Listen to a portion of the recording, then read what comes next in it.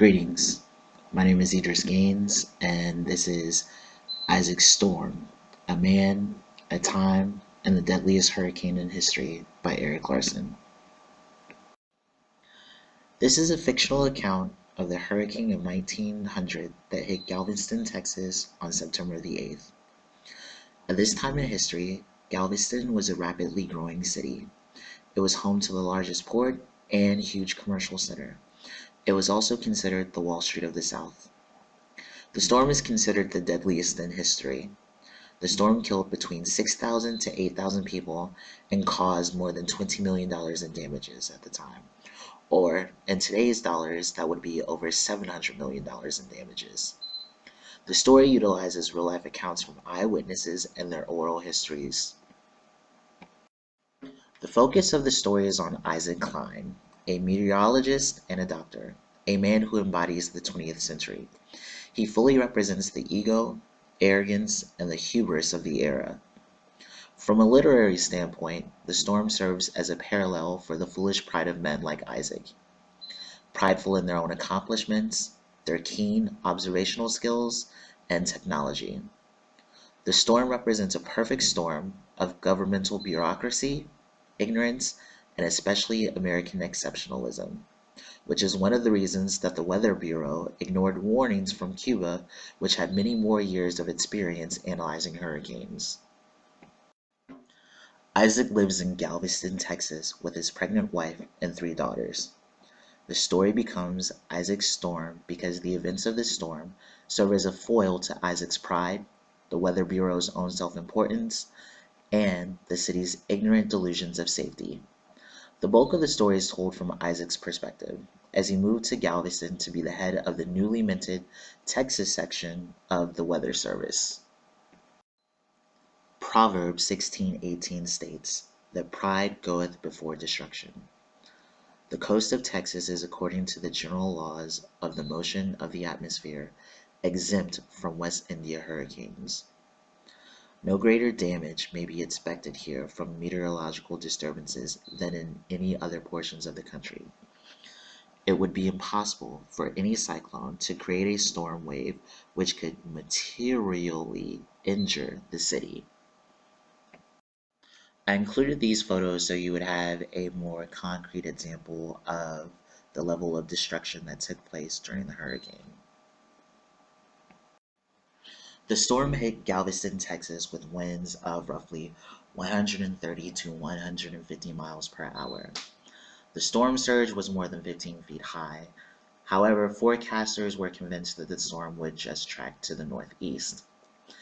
During this time, there were no ship-to-shore communications, so once the storm actually got into the Gulf, there was no way to actually warn anyone in Galveston. Klein and his brother eventually became suspicious on September the 7th when the tide rose to an unusual height that night. They then tried to warn people at the last minute to get to higher ground, as the city was only 8 feet above sea level. Klein was able to save his 3 daughters, but he did lose his wife. The bodies of many victims were placed on barges, taken out to sea, and had weights placed on them, and they were thrown overboard. However, many of the bodies ended up floating back to the shore. Roughly 70 victims a day were found during the first month after the storm. As a response, funeral pyres were created to cremate the bodies. The funeral fires burned well into November. To aid in the recovery, a relief committee was formed. The mayor and state officials then took on specific roles and responsibilities. The committee members' functions included a chairman of relief services, a member in charge of finances, a member in charge of hospitals, and a member in charge of correspondence. The committee focused on taking care of the most urgent needs of the survivors. Claire Barton, Red Cross founder, arrived on September 17th with workers. The relief committee then delegated to Claire Barton and the Red Cross workers the distribution of food and clothing to survivors. Relief funds were raised across the country from both public and private entities. The committee then focused on the restoration of utilities, debris removal, and building repair. As a result of the disaster, a new form of municipal government was formed, city commission government. Proposed by the governor, it was composed of a mayor president and 4 commissioners. Each commissioner would administer a division of city government, finance and revenue, police and fire, waterworks and sewage, and streets and public improvements. The committee further suggested that the state exempt Galveston from paying state and county taxes for 2 years and that the bonded debt be refinanced at a lower rate. A prime example of long-term planning and mitigation efforts, on recommendations from civil engineers, the city built a 17-foot seawall and raised the entire city, raising more than 500 city blocks as much as 11 feet. The seawall was sloped upward so it is 5 feet higher on the inland side so that it could break the waves that come over the seawall. The cost of building the seawall and raising the city was estimated to be $16 million. In today's dollars, to do those very same efforts, it would cost more than $100 million. This feat was so impressive that Galveston was named a National Historical Civil Engineering Landmark. Now, I greatly enjoyed the book. I happen to be a huge fan of great literary works. That's why I found it very intriguing. The juxtaposition of the storm with man's own foolish pride and man's belief in his own conquering ambitions.